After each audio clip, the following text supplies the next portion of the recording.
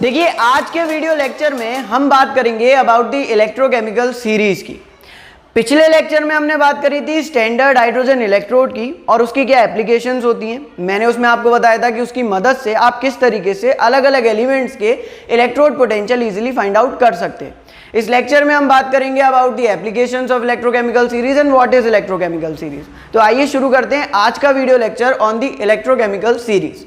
तो ये मैंने हेडिंग डाली इलेक्ट्रोकेमिकल सीरीज और इसे मैं डिनोट करता हूं विद ECS। अब ये इलेक्ट्रोकेमिकल सीरीज क्या है? तो इलेक्ट्रोकेमिकल सीरीज बिल्कुल वैसे ही है जैसे 10th क्लास में आपने रिएक्टिविटी सीरीज पढ़ी थी। आपने रिएक्टिविटी सीरीज के लिए क्या पढ़ा था? आपने कहा था कि different metals have been arrange in the increasing और decreasing order of their reactivity in the form of a series called reactivity series. हमारी पीरियोडिक टेबल के अलग अलग मेटल्स को एक सीरीज की फॉर्म में अरेंज कर दिया गया है और उस सीरीज को ही क्या कहा जाता है? रिएक्टिविटी सीरीज कहा जाता है। जिसमें आपने रिएक्टिविटी सीरीज के अंदर अलग अलग एलिमेंट्स को किस तरीके से अरेंज किया था तो मैं आपको बता देता हूँ। इसके लिए एक ट्रिक या एक निमोनिक है। ट्रिक को हम केमिस्ट्री में निमोनिक कहते हैं।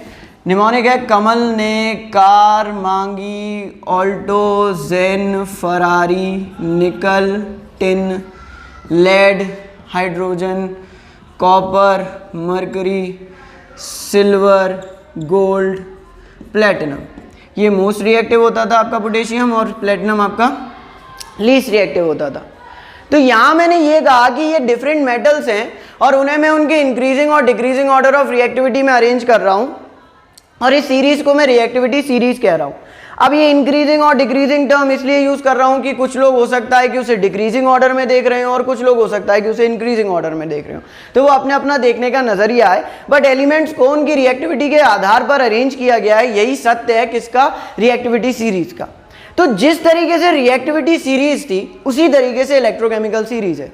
रिएक्टिविटी सीरीज एक लिमिटेड कॉन्सेप्ट था, इलेक्ट्रोकेमिकल सीरीज एक ब्रॉड कॉन्सेप्ट है। रिएक्टिविटी सीरीज की अपनी लिमिटेशंस थी, इलेक्ट्रोकेमिकल सीरीज की जो भी एप्लीकेशंस हैं वो रिएक्टिविटी सीरीज की उन लिमिटेशंस को क्या कर देंगी? ओवरकम कर देंगी।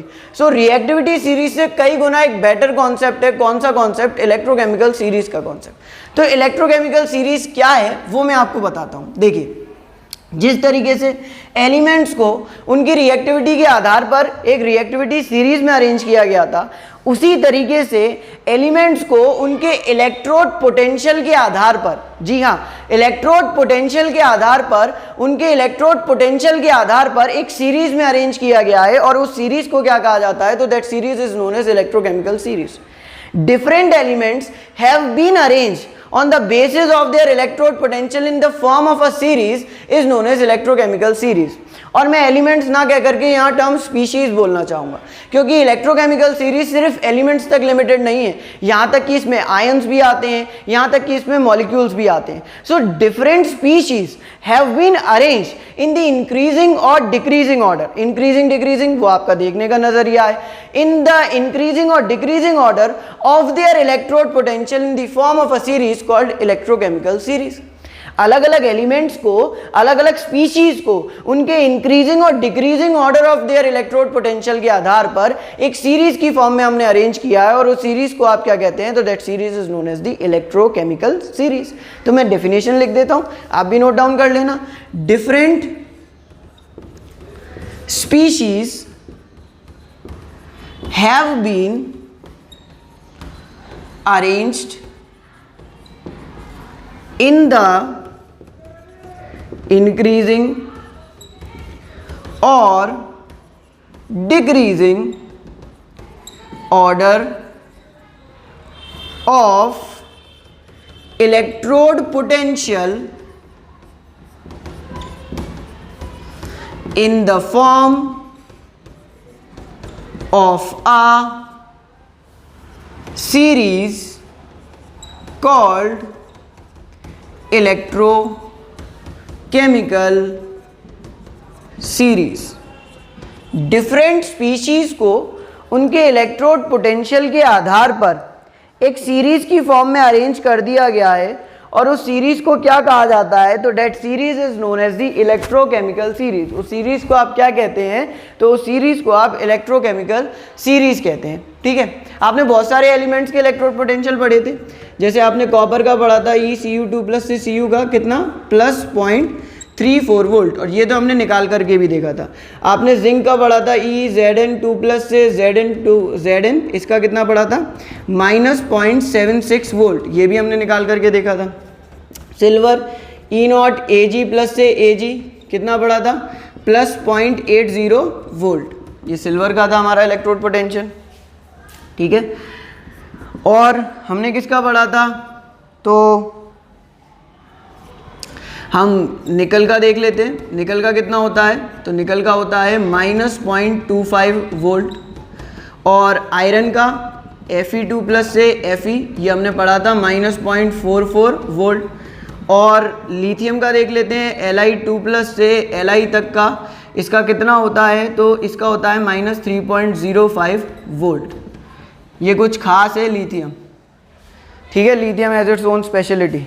सबसे कम जो इलेक्ट्रोड पोटेंशियल की वैल्यू दिख रही है आपको वो लिथियम की है। Lithium has the least value of electrode potential. Lithium की इलेक्ट्रोड पोटेंशियल की वैल्यू सबसे कम होती है, दैट इज माइनस 3.05। आयरन की माइनस 0.44 वोल्ट, निकल की माइनस 0.25 वोल्ट, सिल्वर की प्लस 0.80 वोल्ट, जिंक की माइनस 0.76 वोल्ट, कॉपर की प्लस 0.34 वोल्ट। तो ये डिफरेंट एलिमेंट्स की क्या है, इलेक्ट्रोड पोटेंशियल की वैल्यूज़ हैं, और इन वैल्यूज़ का इस्तेमाल करके हम इन एलिमेंट्स को एक सीरीज़ की फॉर्म में अरेंज करेंगे, जिसे इलेक्ट्रोकेमिकल सीरीज़ कहते हैं।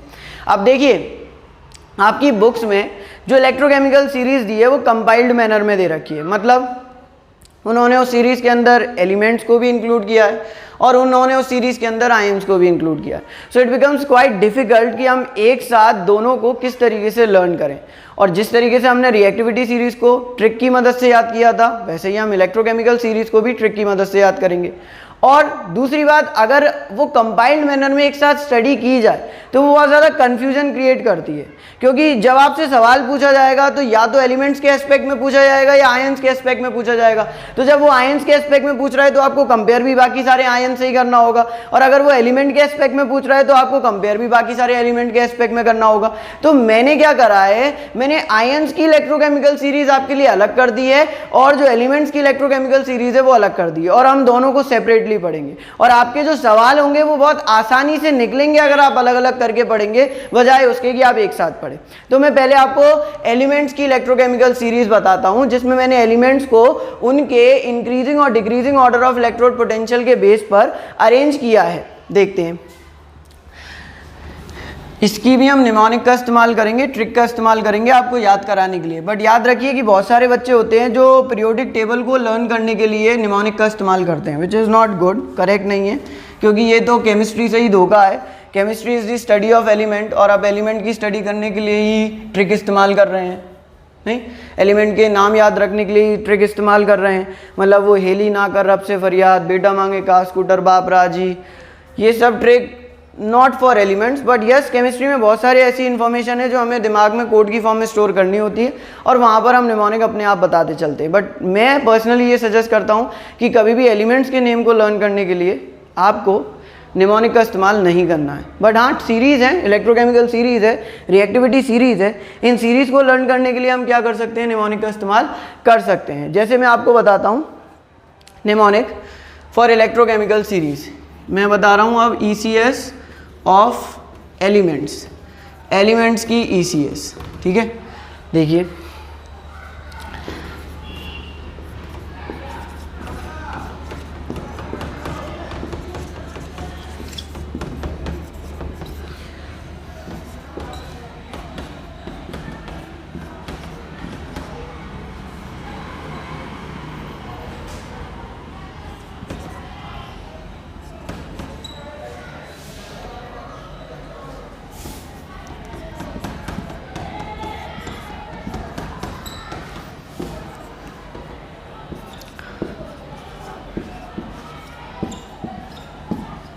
ये हो गई, ये आपकी इलेक्ट्रोकेमिकल सीरीज है। Lithium, potassium, barium, calcium, sodium, magnesium, aluminium, manganese, zinc, chromium, iron, cadmium, cobalt, nickel, tin, lead, hydrogen, copper, mercury, silver, gold और प्लेटिनम। सिंपल है। अब आपको लग रहा होगा कि ये मैंने कैसे याद करी, है ना। पहले तो एलिमेंट के नाम बता दूं। दिस इज़ लिथियम, सबको पता होना चाहिए। दिस इज़ पोटेशियम, सबको पता होना चाहिए, केमिस्ट्री पढ़ रहे हो 12th क्लास में, उतना तो पता ही होगा। दिस इज़ बेरियम, अगर ये भी नहीं पता तो क्या पता फिर। This is calcium, this is sodium, this is magnesium, this is aluminium, this is manganese, this is zinc, this is chromium, this is iron, this is cadmium, बहुत अच्छा लगता है मुझे इसका नाम cadmium, this is cobalt, this is nickel, this is tin, this is lead, this is अपना hydrogen rogue element सबसे खतरनाक, this is copper, this is hydrargyrum that is mercury, mercury का Latin name hydrargyrum, this is argentum मतलब silver, this is aurum मतलब gold, this is platinum, ये अपना platinum. अब ये एलिमेंट है हमारी इलेक्ट्रोकेमिकल सीरीज़ के, और ये किस तरीके से अरेंज है, तो ये अरेंज है in the increasing order of their electrode potential, मतलब ये नीचे से आगे जाने पर वैल्यू क्या होती जा रही है, बढ़ती जा रही है, बढ़ती जा रही है। इस पॉइंट पर जाकर वैल्यू जीरो हो गई। हाइड्रोजन का तो जीरो ही रखते थे ना, फिर और ज़्यादा वैल्यू क्या हो गई, इंक्रीज होती गई, होती गई, होती गई, होती गई।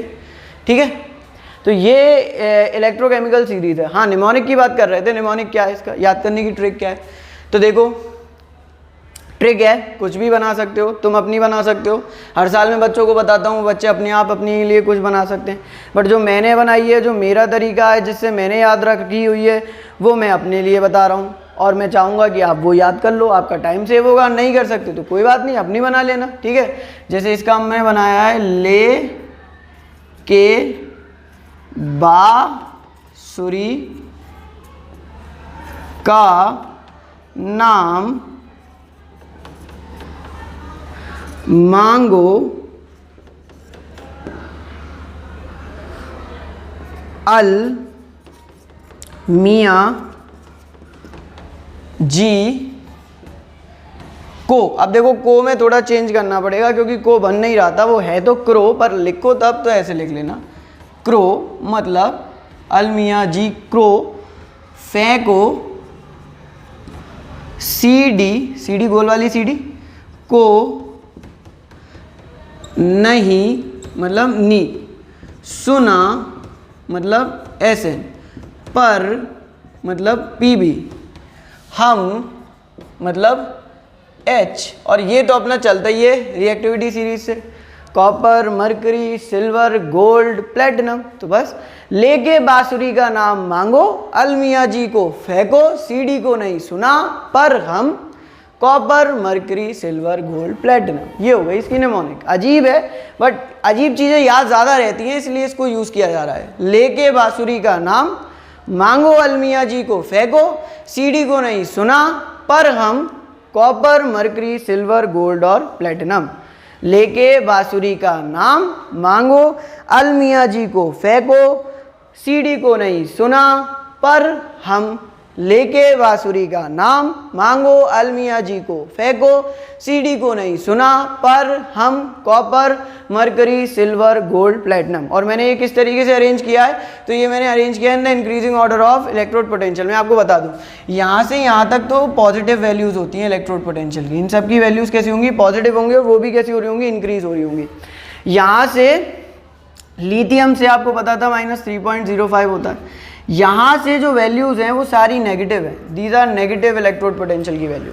ये भी क्या है, ये सारी वैल्यूज़ कैसी हैं, these are negative electrode potential की वैल्यूज़। ये सारी हाइड्रोजन तक कैसी हैं, नेगेटिव वैल्यूज़ है, और ये इंक्रीज होती जा रही है, इंक्रीज होती जा रही है, इंक्रीज होती जा रही है, इंक्रीज होती जा रही है, इंक्रीज होती जा रही है, इंक्रीज होती जा रही है। देखो -0.76, और फिर इसका कितना होता है -0.44। अब तुम कहोगे कि ये तो 76 है, ये 44 है, तो ये तो वैल्यू डिक्रीज हुई।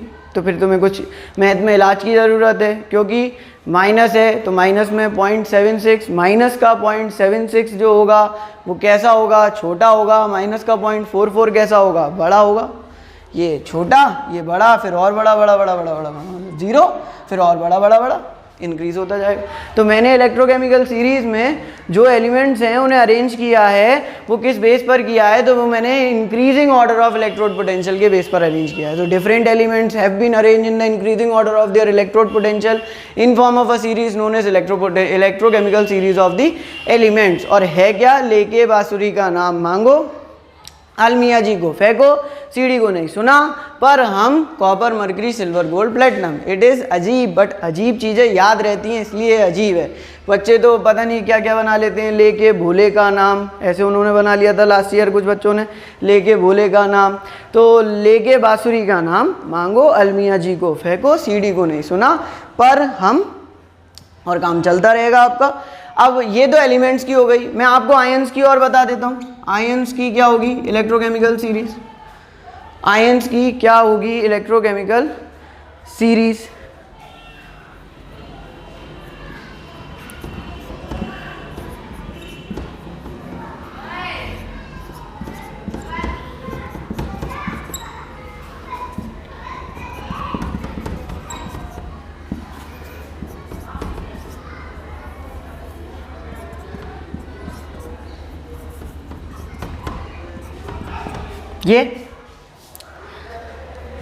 ये किस ऑर्डर में, ये इंक्रीजिंग ऑर्डर में है। मतलब सबसे ज़्यादा इलेक्ट्रोड पोटेंशियल किसका होगा, फ्लोरीन का। और इसका होता भी कितना है, सबसे ज़्यादा होता है 2.87 वोल्ट होता है, 2.87 वोल्ट। ये इसका मैक्सिमम इलेक्ट्रोड पोटेंशियल है, किसी का इतना ज़्यादा नहीं होता है। Fluorine has the maximum value of electrode potential and the value is 2.87 volt. ठीक है, अब ये आयंस की है। आयंस की भी निमोनिक बता दें, देखो हाइड्रोक्सी, नाम बता देता हूँ पहले, हाइड्रोक्साइड आयन, फिर सल्फेट आयन, फिर नाइट्रेट आयन, फिर iodide ion, bromide ion, water, aqua, और क्लोरीन और फ्लोरीन। इस तरीके से हमने अरेंज किया है। निमोनिक बहुत सिंपल है, देखो ये मैंने लिया hydro, this is sulpho, this is नी, तो ये हो गया हाइड्रोसल्फोनी, हाइड्रोसल्फोनी, हाइड्रोसल्फोनी। दिस इज आयोडीन, तो इसे ले लिया मैंने इब रो एक्वा, वाटर को हम एक्वा भी कहते हैं ना, तो हाइड्रोसल्फोनी इब्रो एक्वा, हाइड्रोसल्फोनी इब्रो एक्वा, हाइड्रोसल्फोनी। मतलब hydroxide ion, sulphate ion, nitride ion, iodide ion, bromide ion, water, chloro फ्लोरो, क्लोरो फ्लोरो। ये तो सीधे सीधे याद कर लो, क्लोरो फ्लोरो, सिंपल। तो देखो बन गई निमोनिक, हाइड्रोसल्फोनी इब्रो एक्वा क्लोरो फ्लोरो। अब तुम कहोगे कि आयंस का हमें यूज कहाँ आएगा, तो सब चीज जो मैं आपको पढ़ा रहा हूँ सबका यूज आएगा कहीं ना कहीं, किसी ना किसी कंपटीशन में, कहीं ना कहीं किसी ना किसी एकेडमिक एग्जामिनेशन में आपका ज़रूर इनसे पाला पड़ेगा। तो आपको दोनों तरीके की सीरीज याद होनी चाहिए। आप बुक में चेक करिए, एनसीईआरटी में चेक करिए, वहाँ पर वो कंपाइल्ड मैनर में देता है, and it creates a lot of confusion to understand that series. But अब आपके पास दोनों सेपरेटेड है। आपके पास लेके बांसुरी का नाम, अलमिया जी को फेंको, सीडी को नहीं सुना, पर हम copper silver mercury gold platinum, copper silver नहीं, copper mercury silver gold platinum ये है। और आपके पास आयंस की अलग से है, जो क्या है, हाइड्रोसल्फोनी इब्रो एक्वा क्लोरो फ्लोरो, हाइड्रोसल्फोनी इब्रो एक्वा क्लोरो फ्लोरो, हाइड्रोसल्फोनी इब्रो एक्वा क्लोरो फ्लोरो। तो ये आपकी एलिमेंट्स की इलेक्ट्रोकेमिकल सीरीज हो गई, और ये आपकी आयंस की इलेक्ट्रोकेमिकल सीरीज हो गई। और ये दोनों सीरीज मैंने कैसे कर दी हैं, आपके लिए सेपरेट कर दी हैं। तो ये सीरीज को आप नोट करिए, और मैं बार बार बोल रहा हूँ इसे लर्न करिए। ये मैंने किस बेस पर बनाई है, increasing order of electrode potential के बेस पर बनाई है। ये मैंने किस बेस पर बनाई है, ये भी मैंने इंक्रीजिंग इलेक्ट्रोड पोटेंशियल के बेस पर ही बनाई है। ये वाली सीरीज भी increasing order of electrode potential के बेस पर ही है। तो this is electrochemical series for elements and this is electrochemical series for the ions. ये आयंस के लिए है और वो एलिमेंट्स के लिए है। ठीक है, अच्छा अब मैं आपको बताता हूं about the applications of electrochemical series, कि ये जो इलेक्ट्रोकेमिकल सीरीज हम पढ़ रहे हैं इसकी क्या एप्लीकेशंस होती हैं, what are the applications of electrochemical series. देखिए इलेक्ट्रोकेमिकल सीरीज है क्या, कॉन्सेप्ट तो अब आपको समझ में आ जाना चाहिए कि different elements have been arrange in the increasing और decreasing order of their electrode potential in the form of a series in the form. तो अब मैं आपको बताना चाहूंगा about the applications of electrochemical series. क्यों? क्योंकि इलेक्ट्रोकेमिकल सीरीज कॉन्सेप्ट क्या है ये तो हम समझ चुके हैं। हमने अलग अलग एलिमेंट्स को उनके increasing order of electrode potential के आधार पर एक सीरीज में लगा दिया, हमने आयंस को भी लगा दिया, और इन आयंस और एलिमेंट्स की सीरीज को ही आपने क्या कहा, इलेक्ट्रोकेमिकल सीरीज कहा। पेपर में अगर आपसे इलेक्ट्रोकेमिकल सीरीज से रिलेटेड क्वेश्चन आए तो क्या आपको सारी वैल्यूज याद रखने की अब जरूरत है? बिल्कुल नहीं है, क्योंकि आपको तो पता है कि इलेक्ट्रोकेमिकल सीरीज किस तरीके से फंक्शन कर रही है। आप तुरंत पेपर में साइड में लिख लेंगे, लेके बांसुरी का नाम अलमिया जी को फेंको, सीडी को नहीं सुना, पर हम hydrogen copper mercury silver gold and platinum, आप इस तरीके से अरेंज करेंगे और आपकी पूरी इलेक्ट्रोकेमिकल सीरीज आपके सामने होगी। आयंस के केस में क्वेश्चन आ जाए तो हाइड्रोसल्फोनी, इब्रो एक्वा, क्लोरोफ्लोरो तुरंत लिखेंगे और आपकी इलेक्ट्रोकेमिकल सीरीज पूरी तरीके से आपके सामने होगी। अब मैं आपको एप्लीकेशंस के बारे में बताता हूं कि इसका केमिस्ट्री में यूज क्या है ना, इसका केमिस्ट्री में यूज क्या है। तो मैं अभी आपको बताता हूं कि इसका केमिस्ट्री में यूज क्या है।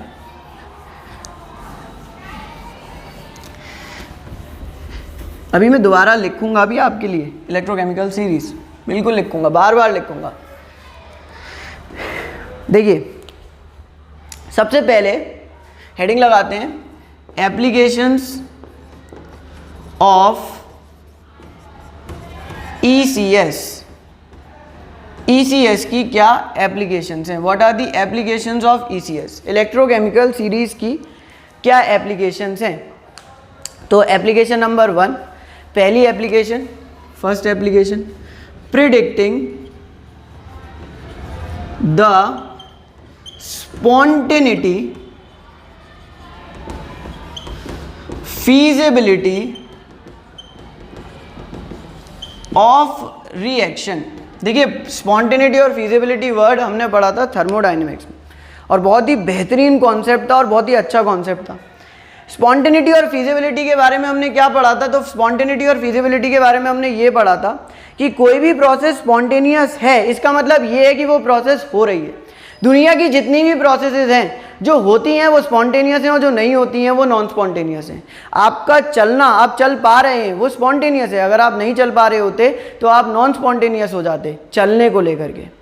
यानी कि दुनिया की कोई भी वो प्रोसेस जो होती है या होती हुई नजर आती है, उस प्रोसेस को आप स्पॉन्टेनियस प्रोसेस कहते हैं। पानी ऊपर से नीचे गिरता है, ऊपर से नीचे गिरना एक स्पॉन्टेनियस प्रोसेस है। क्या पानी अपने आप नीचे से ऊपर चला जाता है? नहीं जाता है, दैट इज नॉन स्पॉन्टेनियस, वो नॉन स्पॉन्टेनियस हो गया। यानी दुनिया की वो प्रोसेसेस जो हमें होती हुई नजर आती हैं वो स्पॉन्टेनियस होती हैं, और दुनिया की वो प्रोसेसेस जो होती हुई नजर नहीं आती हैं वो कैसी होती हैं? नॉन स्पॉन्टेनियस होती हैं। तो प्रिडिक्टिंग द स्पॉन्टेनिटी और feasibility of the reaction, feasibility जो वर्ड है वो स्पॉन्टेनिटी का ही दूसरा वर्ड है, वो भी यही बताता है। तो कोई रिएक्शन होगी या नहीं होगी इसके बारे में बताने में कौन मदद करता है? आपकी इलेक्ट्रोकेमिकल सीरीज मदद करती है। जैसे मैं आपको एक रिएक्शन देता हूँ, मैंने आपसे कहा कि Fe plus CuSO4 gives FeSO4 plus Cu, ठीक है।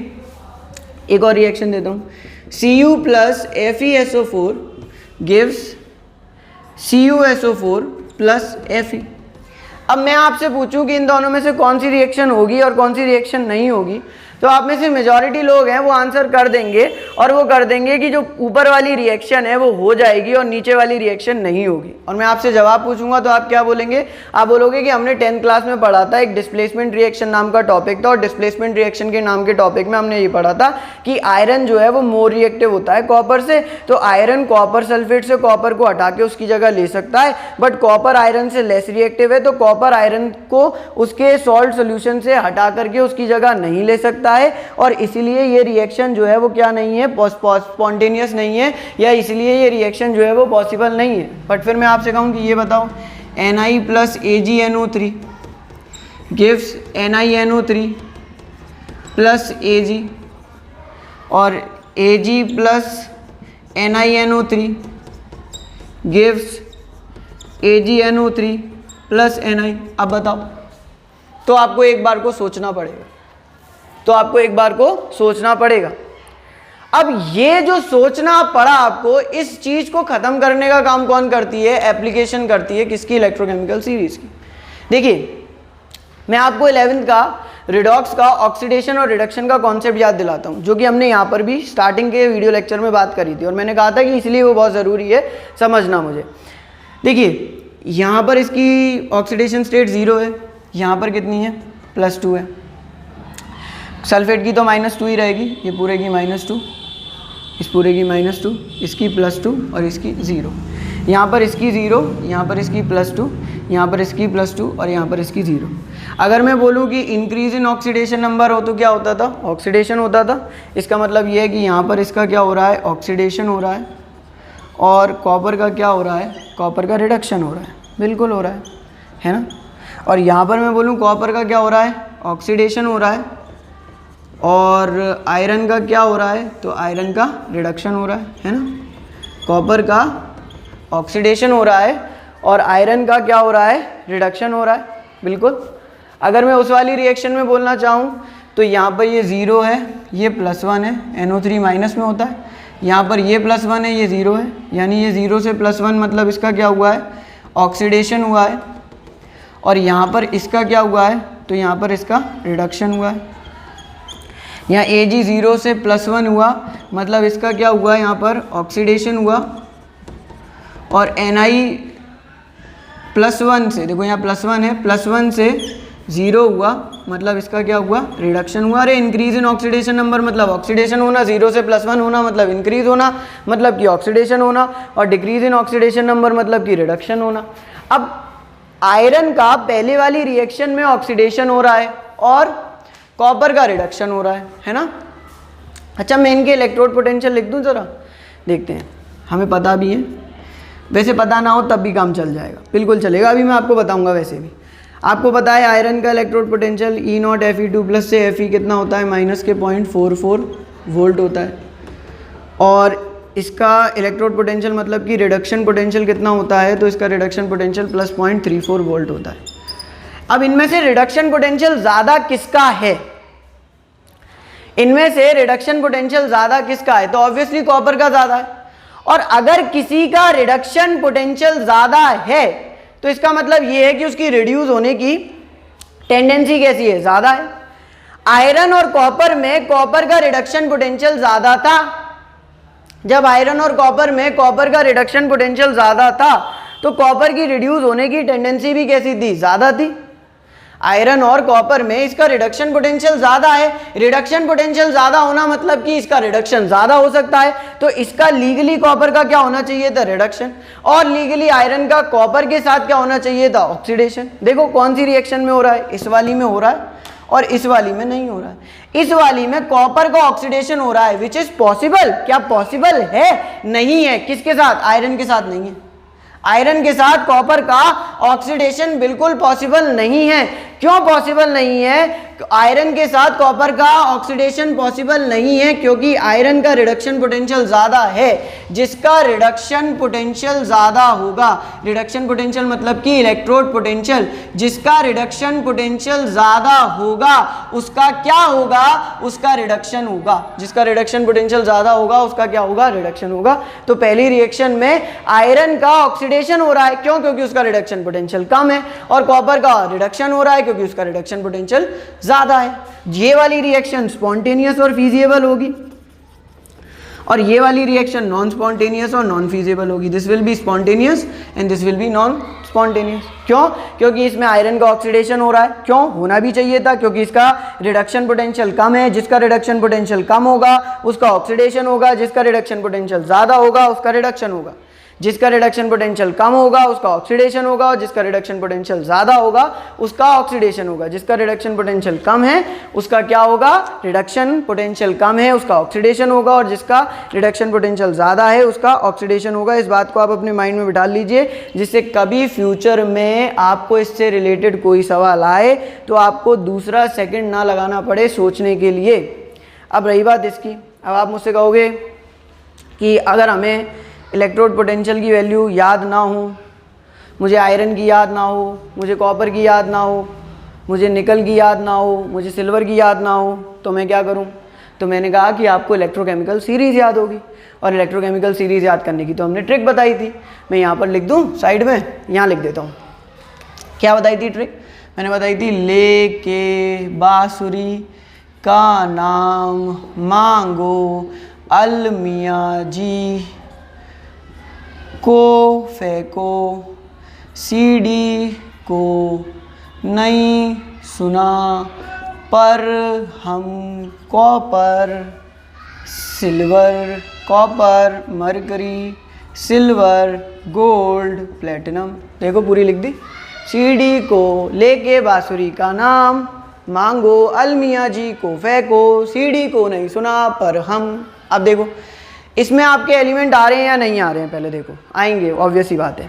पहले वाला देख लेता हूँ, आयरन एंड कॉपर। ये मैं आपको बता चुका हूँ कि ये इंक्रीजिंग ऑर्डर में है, यानी कि ये वाला सबसे कम और ये वाला सबसे ज़्यादा। अब देखो आयरन और कॉपर में आयरन की कम है, कॉपर की ज़्यादा है। जिसकी रिडक्शन पोटेंशियल की वैल्यू ज़्यादा होगी उसका हमेशा क्या होगा, रिडक्शन होगा। जिसकी रिडक्शन पोटेंशियल की वैल्यू कम होगी उसका हमेशा क्या होगा, ऑक्सीडेशन होगा।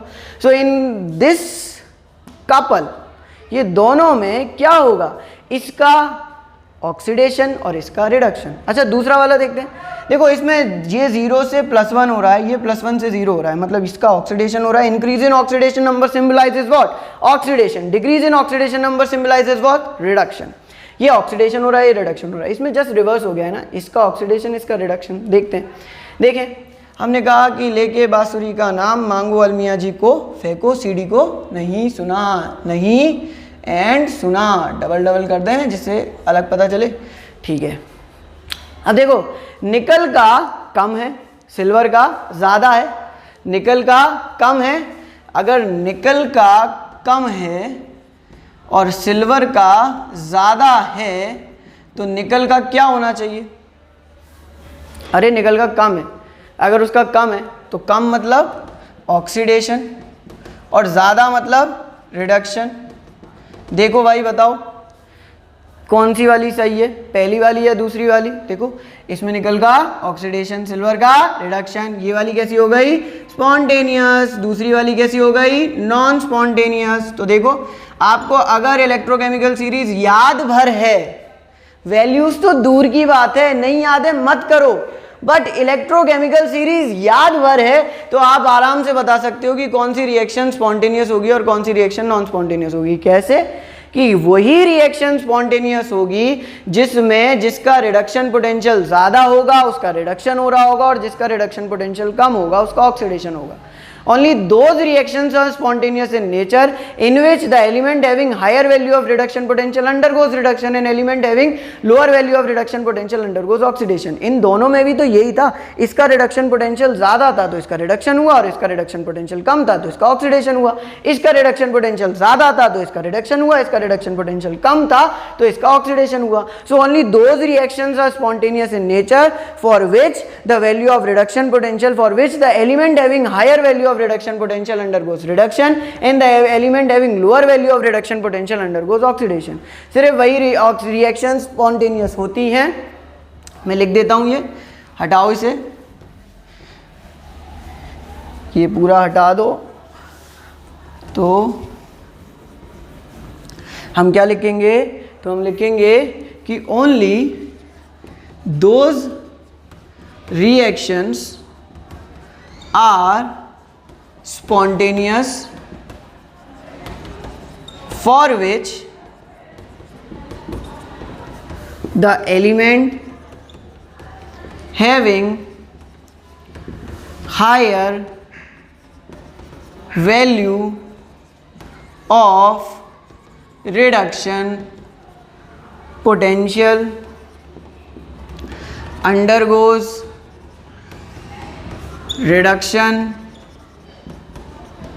and the element having lower value of reduction potential undergoes oxidation. The concept is quite simple, सिर्फ वही रिएक्शन स्पॉन्टेनियस होंगी, वही रिएक्शन फीजिबल होंगी जिनके लिए एलिमेंट जिसकी रिडक्शन पोटेंशियल की वैल्यू ज़्यादा है उसका रिडक्शन होगा, और जिसके लिए रिडक्शन पोटेंशियल की वैल्यू कम है उसका ऑक्सीडेशन होगा। एग्जाम्पल वही वाला लिख दूँ, Na plus AgNO3 gives NiNO3 plus Ag, है ना। अब ये हुई या नहीं हुई देखो, इसका रिडक्शन पोटेंशियल, वैसे मैं रिडक्शन पोटेंशियल के टर्म्स में बताऊं इसलिए जानबूझ के लिखी थी क्योंकि मैं रिडक्शन पोटेंशियल के टर्म्स में भी एक बार बता देना चाहता था। इसका होता है -0.25 वोल्ट और E0 Ag प्लस Ag कितना होता है +0.80 वोल्ट। वैसे तो इलेक्ट्रोकेमिकल सीरीज से दिख रहा है कौन कम कौन ज़्यादा, बट इसका लीगली रिडक्शन पोटेंशियल कम है। जब निकल का कम है तो उसका ऑक्सीडेशन होना चाहिए, और जब सिल्वर का ज़्यादा है तो उसका रिडक्शन होना चाहिए। देख लेते हैं, ये 0 से +1 हो रहा है, ये +1 से 0 हो रहा है। डिक्रीज इन ऑक्सीडेशन नंबर मतलब reduction, increase in oxidation number मतलब ऑक्सीडेशन। तो इसका ऑक्सीडेशन और इसका रिडक्शन हो रहा है, यानी हमारा कॉन्सेप्ट जो है वो सही है और रिएक्शन जो है वो भी सही है। रिएक्शन इस चीज़ को फॉलो कर रही है। अगर रिएक्शन में ऐसा ना हो रहा होता तो ये सही नहीं होता। अब इसके बाद मैं बात करूंगा अबाउट द नेक्स्ट एप्लीकेशन, अगली एप्लीकेशन की, ठीक है। तो अगली एप्लीकेशन की बात करते हैं। पहली तो हो गई प्रेडिक्टिंग द स्पॉन्टेनिटी और the feasibility of the reaction.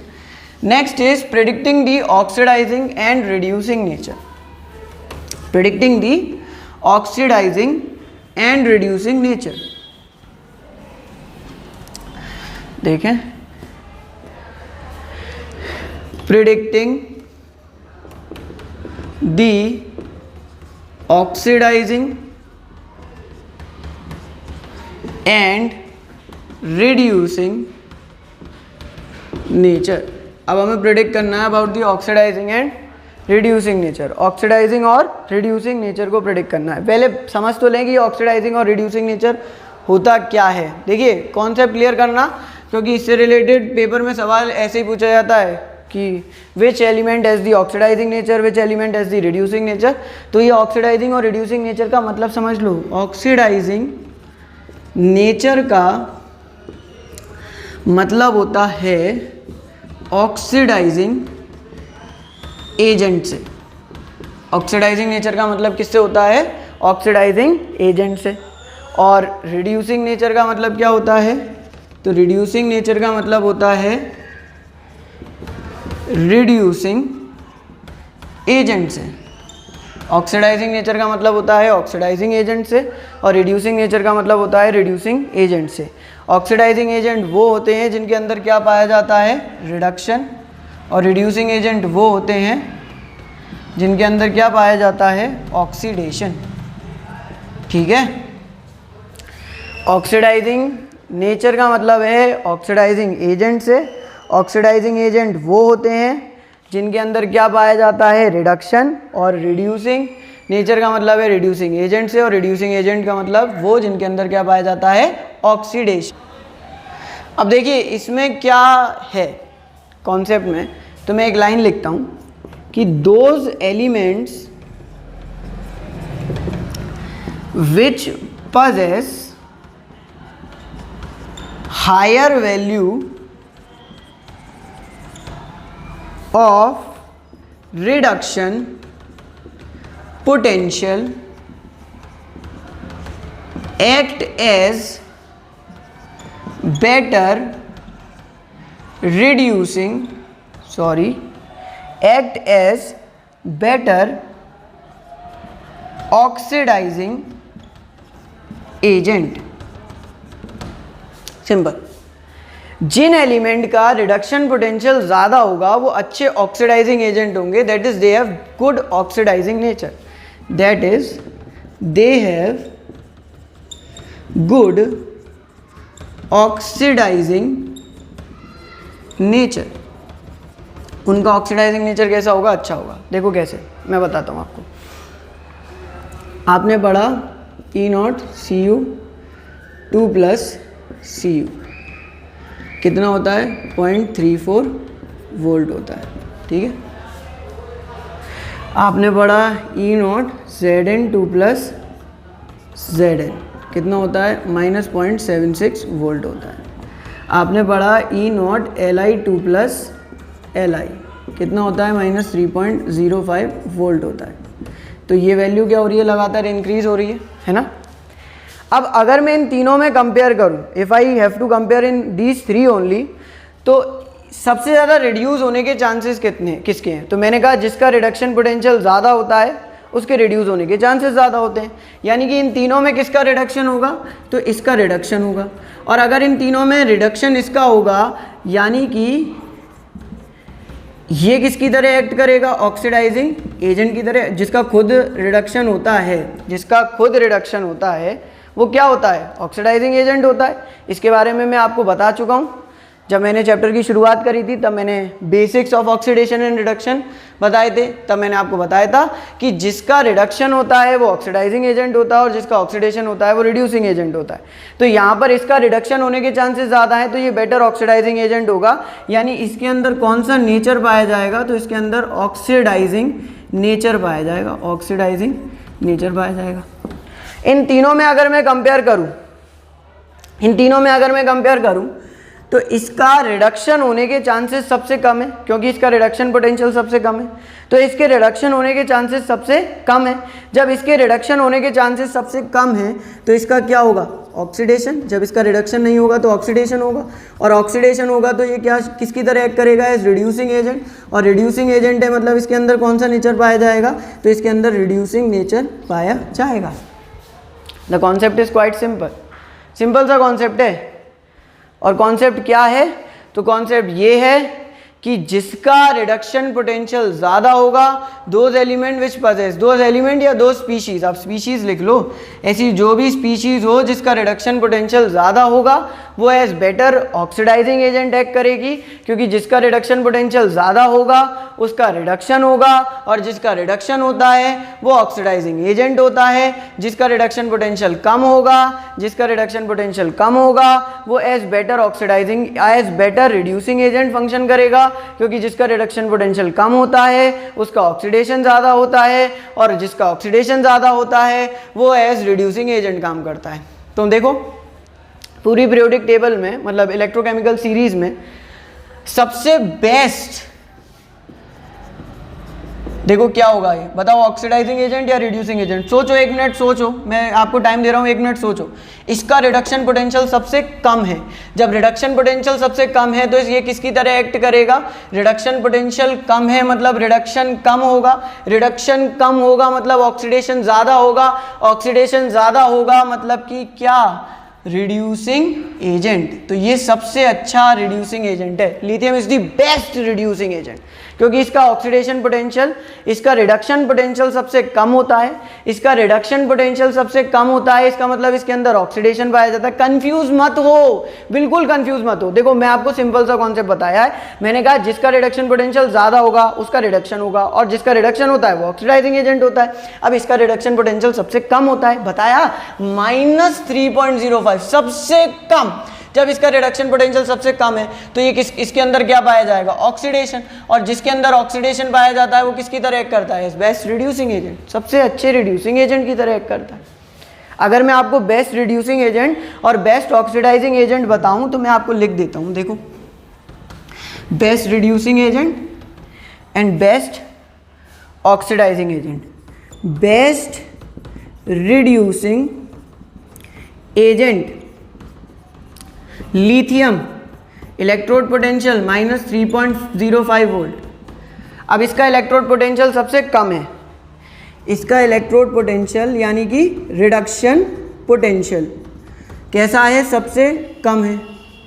अब अगर इसका इलेक्ट्रोड पोटेंशियल यानी कि रिडक्शन पोटेंशियल सबसे कम है तो इसके अंदर क्या होगा, इसके अंदर ऑक्सीडेशन होगा, और अगर इसके अंदर ऑक्सीडेशन होगा तो ये किसकी तरह एक्ट करेगा, रिड्यूसिंग एजेंट की तरह एक्ट करेगा, तो it will act as reducing agent.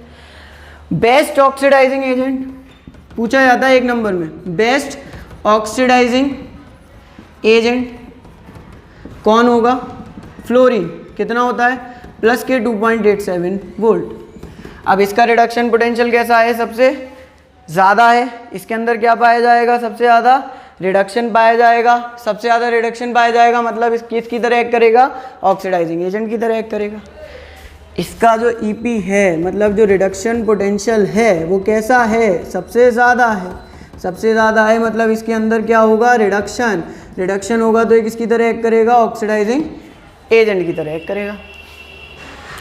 तो यू कैन ईजिली प्रिडिक्ट कि किसी रिएक्शन में कौन सा एलिमेंट है जो रिड्यूसिंग एजेंट है और कौन सा एलिमेंट है जो ऑक्सीडाइजिंग एजेंट है। रिएक्शन का एग्जांपल दे दूं, देखो रिएक्शन का एग्जांपल दे देता हूँ, कॉन्सेप्ट क्लियर कर लो अपना पूरी तरीके से। पहली को एप्लीकेशन थी predicting the spontaneity of the feasibility of the reaction.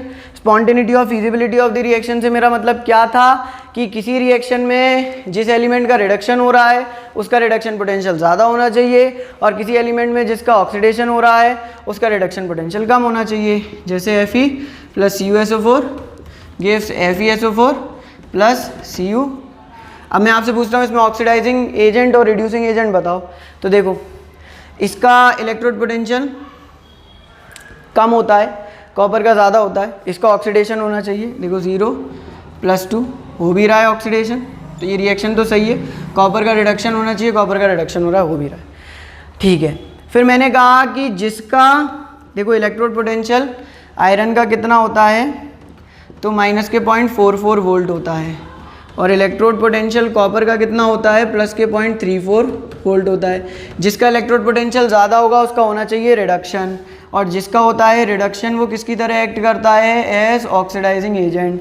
जिसका इलेक्ट्रोड पोटेंशियल कम होगा वो करेगा ऑक्सीडेशन, और जिसका ऑक्सीडेशन होता है वो किसकी तरह एक्ट करता है, एज रिड्यूसिंग एजेंट।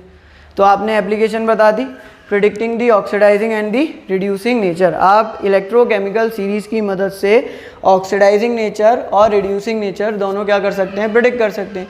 और आपकी इलेक्ट्रोकेमिकल सीरीज़ वो लिखिए, लेके बांसुरी का नाम मांगो अलमिया जी को, फेंको सीडी को नहीं सुना, पर हम copper, mercury, silver, gold and platinum. और आयंस वाली थी हाइड्रोसल्फोनी, इब्रो, एक्वा, क्लोरोफ्लोरो, हाइड्रोसल्फोनी, इब्रो, एक्वा, क्लोरोफ्लोरो।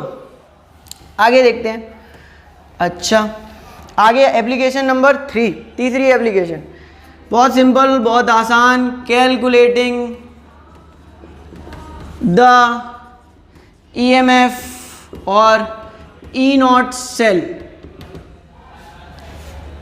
आप EMF ऑफ सेल या E0 सेल क्या कर सकते हैं, फाइंड आउट कर सकते हैं। कैसे, एक फॉर्मूला है हमारे पास। E0 सेल का फॉर्मूला क्या होता है, तो वो होता है E0 cathode minus E0 anode. E0 cathode minus E0 anode, simple सी बात है, कैथोड माइनस एनोड। और ये बात आपको पता होगी कि कैथोड वो होगा जिसका क्या होगा, कैथोड वो होगा जिस पर हमेशा रिडक्शन होगा, और एनोड वो होगा जिस पर हमेशा क्या होगा, ऑक्सीडेशन होगा। कैथोड वो होगा जिस पर रिडक्शन होगा और एनोड वो होगा जिस पर ऑक्सीडेशन होगा। ये कॉन्सेप्ट कभी भी चेंज नहीं होगा, चाहे आपका सेल बदल जाए, कोई भी सेल आ जाए, this concept will remain same. Cathode वो होगा जिस पर रिडक्शन और एनोड वो होगा जिस पर ऑक्सीडेशन। जैसे ZnCu सेल ले लें, तो उसके अंदर क्या हो रहा था, जिंक का ऑक्सीडेशन, और जिंक का ऑक्सीडेशन होगा भी क्योंकि इसका इलेक्ट्रोड पोटेंशियल देखो इलेक्ट्रोकेमिकल सीरीज में, जिंक का इलेक्ट्रोड पोटेंशियल कम है, कॉपर का इलेक्ट्रोड पोटेंशियल ज़्यादा है। जिसका इलेक्ट्रोड पोटेंशियल कम है उसका क्या होना चाहिए, ऑक्सीडेशन। जिसका इलेक्ट्रोड पोटेंशियल मतलब रिडक्शन पोटेंशियल, जिसका रिडक्शन पोटेंशियल कम है उसका क्या होना चाहिए, ऑक्सीडेशन। जिसका रिडक्शन पोटेंशियल ज़्यादा है उसका क्या होना चाहिए, रिडक्शन। तो इसका कम है तो इसका ऑक्सीडेशन होना चाहिए, और कॉपर का ज़्यादा है तो इसका क्या होना चाहिए, रिडक्शन। अब तुम बोलोगे कि हमें वैल्यूज़ तो याद नहीं है, सीरीज़ याद है पर वैल्यूज़ याद नहीं है। तो human mind has its own limitation, हम सारी वैल्यूज़ याद नहीं कर सकते हैं। तो इसका मतलब ये है कि उसे पेपर में आपको वैल्यूज़ देनी पड़ेंगी। जब वो पेपर में आपको वैल्यूज़ देगा तभी आप कैलकुलेट कर पाएंगे। तो ZnCu सेल के लिए आपको पता चल गया कि जिंक का ऑक्सीडेशन हो रहा है, मतलब ये किसकी तरह एक्ट करेगा, एनोड की तरह। ये किसकी तरह एक्ट करेगा, कैथोड की तरह। इनके इलेक्ट्रोड पोटेंशियल आपको पता है, E0 Zn2 + Zn कितना होता है, -0.76 वोल्ट। कुछ वैल्यूज़ तभी तो मैं याद भी करवा रहा हूँ, पर चिंता करने की कोई बात नहीं है, पेपर में सारी वैल्यूज़ गिवन होंगी ही होंगी, बट आपका टाइम सेव होगा अगर आपको वैल्यूज़ याद होंगी। कैथोड वाली जगह पर 0.34 रख दो, एनोड वाली जगह पर 0.76 रख दो, माइनस का ऐड कर लो 1.10 वोल्ट, आंसर आ जाएगा। आप किसी भी सेल के लिए फाइंड आउट कर सकते हो। You can easily find out the E naught cell using the values of EMF, वो using the values of reduction potential. Reduction potential की वैल्यू को रख करके आप E naught cell EMF of the cell find out कर सकते हो। थोड़ा बहुत डिफरेंस मैं EMF और ई नॉट सेल का बता चुका हूँ। ECS की एप्लीकेशन के बाद मैं वही सबसे पहले आपको बताऊंगा। वैसे मैंने आपको बताया था कि EMF is the maximum potential, ये मैक्सिमम पोटेंशियल है जो किसी सेल से ऑब्टेन किया जा सकता है, और E naught cell less than maximum है, बट हम इंटरचेंजेबली यूज़ कर लेते हैं क्योंकि हम कॉपी में कौन सा वर्क करवा रहे हैं सेल को, तो ये लेस देन मैक्सिमम है। केमिस्ट्री में आप यूज़ कर सकते हो इंटरचेंजेबली, ठीक है, बट प्रैक्टिकली दोनों में डिफरेंस है। जब सेल काम नहीं कर रहा है, तुम बाजार से सेल लाए और तुमने ला करके रख दिया, तब उसका जो पोटेंशियल होगा that will be known as the EMF। और जब तुमने उस सेल को किस में लगा दिया, रिमोट में, घड़ी में, ट्रांजिस्टर में, किसी में भी, तो फिर वो क्या कहलाएगा, ई नॉट सेल कहलाएगा। So when the cell starts working then it is termed as E naught cell. When the cell is not working and it has the maximum potential present in it then it is known as EMF of the cell, तो वो EMF कहलाता है। तो आप E naught cell और EMF calculate कर सकते हैं। फॉर्मूला बहुत सिंपल है, ई नॉट सेल या EMF is equals to E naught cathode minus E not anode. इस फॉर्मूले को अप्लाई करिए और आप ई नॉट सेल को क्या कर सकते हैं, इजिली फाइंड आउट कर सकते हैं। देखिए अब मैं आखिरी एप्लीकेशन की बात करता हूँ, और अगली एप्लीकेशन क्या है, तो अगली एप्लीकेशन है predicting whether metal will liberate मतलब उड़ाना hydrogen gas with acid or not। we have to predict कि whether metal will liberate hydrogen gas with acid or not। हमें ये बताना है कि मेटल हाइड्रोजन गैस लिबरेट करेगा एसिड के साथ या नहीं करेगा। ये एक्चुअल में एक 10th क्लास की रिएक्शन है जिसमें हम ये पढ़ते थे कि जब भी कोई मेटल किसी एसिड के साथ रिएक्ट करता है तो वो क्या प्रोड्यूस करता है, तो वो हाइड्रोजन गैस प्रोड्यूस करता है। ये कॉन्सेप्ट है वहाँ का कि when ever a metal react with N acid, जब भी कोई मेटल किसी एसिड के साथ रिएक्ट करता है तो वो क्या प्रोड्यूस करता है, हाइड्रोजन गैस प्रोड्यूस करता है। तो मैं आपको दो रिएक्शंस देता हूँ, एक है Zn plus 2HCl give ZnCl2 plus H2। बताओ ये रिएक्शन सही है या नहीं है, ठीक है पहली। और एक रिएक्शन में ये दे रहा हूँ कि Cu plus 2HCl gives CuCl2 plus H2। बताओ ये रिएक्शन सही है या नहीं है। दोनों ही रिएक्शन देखने में कोई गलत तो लग नहीं रही है, दोनों ही मेटल हैं, दोनों ही एसिड के साथ रिएक्ट कर रहे हैं, दोनों को ही हाइड्रोजन गैस प्रोड्यूस करनी चाहिए। और हाइड्रोजन गैस किसी रिएक्शन में प्रोड्यूस हो रही है ये हमें कैसे पता चलता है, तो जब हम उसके ऊपर बर्निंग कैंडल या लाइटर लेकर के जाते हैं तो वो पॉप साउंड प्रोड्यूस करती है, ठीक है। मैंने किया भी ऐसा, मैंने एक वेसल में जिंक के ग्रेन्यूल्स पड़े थे, उसमें HCl डाला, बर्निंग कैंडल ऊपर लेकर के गया, पॉप साउंड प्रोड्यूस हुई। मैंने एक वेसल में कॉपर के ग्रेन्यूल्स पड़े थे, उसमें HCl डाला, ऊपर लाइटर लेकर के गया, कोई साउंड प्रोड्यूस नहीं हुआ। मतलब ये रिएक्शन नहीं हो रही है, ये रिएक्शन हो रही है, जबकि दोनों ही मेटल हैं। क्यों? यही तो हमें बताती है कौन, इलेक्ट्रोकेमिकल सीरीज। कैसे? देखो ऑक्सीडेशन रिडक्शन वाला कॉन्सेप्ट लेकर के आओ। देखो यहाँ इसकी ऑक्सीडेशन स्टेट 0, यहाँ +1, यहाँ +1, यहाँ 0, तो ये कितना हुआ, 0 से +1 हुआ, और ये क्या हुआ, +1 से 0 हुआ। ये 0 से +1 होना मतलब क्या होना इसका, तो 0 से +1 होना मतलब इसका ऑक्सीडेशन होना। यहाँ +1 से 0 होना मतलब क्या हुआ इसका, तो यहाँ पर इसका हो गया रिडक्शन। ये 0 से +1 मतलब ऑक्सीडेशन, और ये +1 से 0 मतलब reduction. Increase in oxidation number, decrease in oxidation number. ये 0 से +1 होना मतलब क्या होना इसका, ऑक्सीडेशन, और ये +1 से 0 होना मतलब क्या हो गया इसका, +1 से 0 होना मतलब इसका क्या हो गया, reduction. So this is oxidation and this is reduction. ये ऑक्सीडेशन और रिडक्शन दोनों हो रहा है। अब आप ध्यान से देखो, मैंने आपको कॉन्सेप्ट सिंपल सा बताया है। मैंने कहा है कि जिसका रिडक्शन पोटेंशियल ज़्यादा होगा उसका क्या होगा, रिडक्शन होगा, और जिसका रिडक्शन पोटेंशियल कम होगा उसका क्या होगा, तो उसका ऑक्सीडेशन होगा। अब आप इस कॉन्सेप्ट में देखिए कि किसका रिडक्शन पोटेंशियल ज़्यादा है, देखो इलेक्ट्रोकेमिकल सीरीज अगर मैं देखूं तो जिंक का रिडक्शन पोटेंशियल कम है क्योंकि ये तो इंक्रीजिंग ऑर्डर में है, और हाइड्रोजन का ज़्यादा है। देखो हाइड्रोजन का कितना होता है, तो हाइड्रोजन का जो रिडक्शन पोटेंशियल है वो होता है 0 वोल्ट, हमने 0 ही तो कंसीडर किया है। और जिंक का जो रिडक्शन पोटेंशियल है वो कितना होता है, तो वो होता है -0.76 वोल्ट, यानी जिंक का रिडक्शन पोटेंशियल कम है और हाइड्रोजन का ज़्यादा है। जिसका ज़्यादा है उसका रिडक्शन होना चाहिए, और हाइड्रोजन का यहाँ रिडक्शन हो भी रहा है और जिंक का यहाँ ऑक्सीडेशन हो भी रहा है, यानी कि ये रिएक्शन कैसी रिएक्शन हो गई, एक स्पॉन्टेनियस रिएक्शन हो गई। This reaction will be considered as a spontaneous reaction. इस रिएक्शन को मैं एक स्पॉन्टेनियस रिएक्शन की श्रेणी में रखूंगा। अब इस वाली में देखो कॉपर का रिडक्शन पोटेंशियल हाइड्रोजन के कंपैरिजन में कैसा है, ज़्यादा है। देखो कॉपर बाद में आ रहा है, हाइड्रोजन पहले आ रहा है, यानी कॉपर का रिडक्शन होना चाहिए और हाइड्रोजन का ऑक्सीडेशन। और मुझे वैल्यूज़ भी पता है कि हाइड्रोजन का तो होता है 0 वोल्ट और कॉपर का कितना होता है, तो कॉपर का होता है +0.34 वोल्ट, यानी लीगली हाइड्रोजन का होना चाहिए ऑक्सीडेशन और कॉपर का होना चाहिए रिडक्शन। बट इस रिएक्शन में हो क्या रहा है, कॉपर का हो रहा है ऑक्सीडेशन और हाइड्रोजन का हो रहा है रिडक्शन। होना चाहिए था हाइड्रोजन का ऑक्सीडेशन और कॉपर का रिडक्शन। तो ये रिएक्शन कैसी रिएक्शन हो गई, नॉन स्पॉन्टेनियस हो गई। अब क्या हम हर बार चेक करेंगे ऐसा कि किसका रिडक्शन हो रहा है किसका ऑक्सीडेशन हो रहा है, नहीं। हम एक लाइन याद करेंगे, हम वो लाइन याद करेंगे कि all the elements lying above hydrogen in the electrochemical series, जितने भी एलिमेंट हाइड्रोजन के ऊपर लाई करते हैं इलेक्ट्रोकेमिकल सीरीज में, will liberate hydrogen gas with N acid. जितने भी एलिमेंट हाइड्रोजन के ऊपर लाई करते हैं उनकी वैल्यू हाइड्रोजन से कम होगी, क्योंकि ये सारी वैल्यूज कैसी हैं, नेगेटिव हैं। जितने भी एलिमेंट हाइड्रोजन के ऊपर लाई करते हैं इलेक्ट्रोकेमिकल सीरीज में उनकी वैल्यूज कैसी हैं, नेगेटिव हैं। जब उनकी वैल्यूज नेगेटिव हैं तो वो क्या करेंगे, वो ऑब्वियसली ऑक्सीडेशन करेंगे, यानी कि वो हाइड्रोजन के साथ एसिड के साथ मिलकर के क्या लिबरेट करेंगे, वो एसिड के साथ मिलकर के हाइड्रोजन गैस लिबरेट करेंगे। सिंपल कॉन्सेप्ट है, जितने भी एलिमेंट हाइड्रोजन के ऊपर लाई कर रहे हैं उनका रिडक्शन पोटेंशियल कम है, मतलब उनका क्या होगा, ऑक्सीडेशन होगा, और ऑक्सीडेशन होगा मतलब कि वो एसिड में से हाइड्रोजन को हटा देंगे, उनका ऑक्सीडेशन होगा, हटा देंगे और क्या लिबरेट कर देंगे, हाइड्रोजन गैस लिबरेट कर देंगे। तो मैं एक लाइन लिख देता हूं यहां पर, वो लाइन ये है कि all the elements lying above hydrogen in the electrochemical series, all the elements lying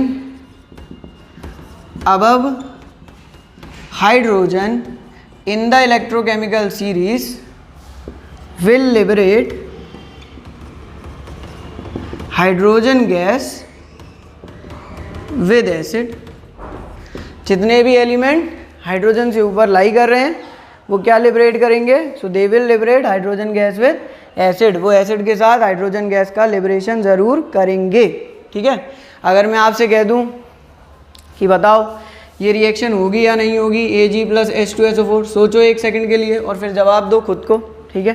electrochemical series देखो, सिल्वर हाइड्रोजन से नीचे लाई कर रहा है, तो क्या ये रिएक्शन फीजिबल हो पाएगी, बिल्कुल नहीं हो पाएगी, यानी कि no hydrogen gas will be liberated, no H2 gas will be produce in this reaction. ये रिएक्शन में हाइड्रोजन गैस प्रोड्यूस नहीं होगी।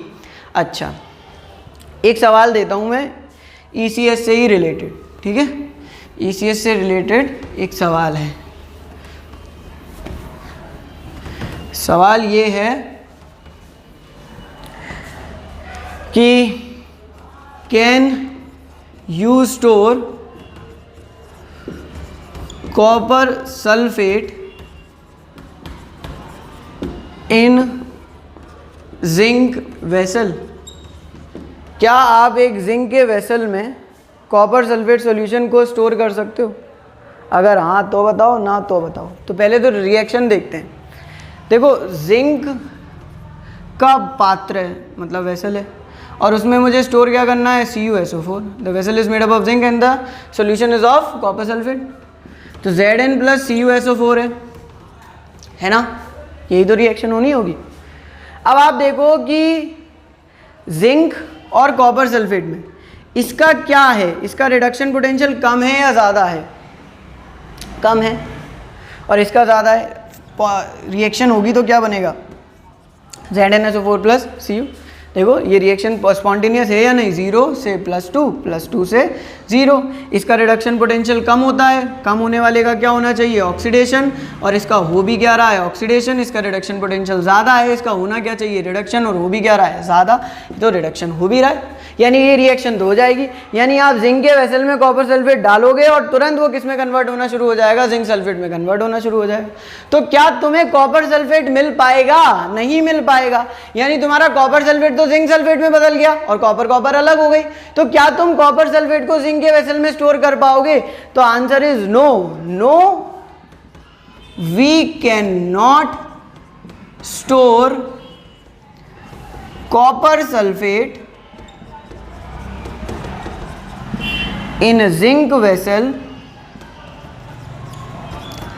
because it will lead to the formation of zinc sulphate. वो किसका फॉर्मेशन करवा देगा, जिंक सल्फेट का formation करवा देगा, और क्योंकि जिंक सल्फेट का फॉर्मेशन हो जाएगा इसलिए हम उसे कभी भी स्टोर नहीं कर पाएंगे, we won't be able to store that. ठीक है।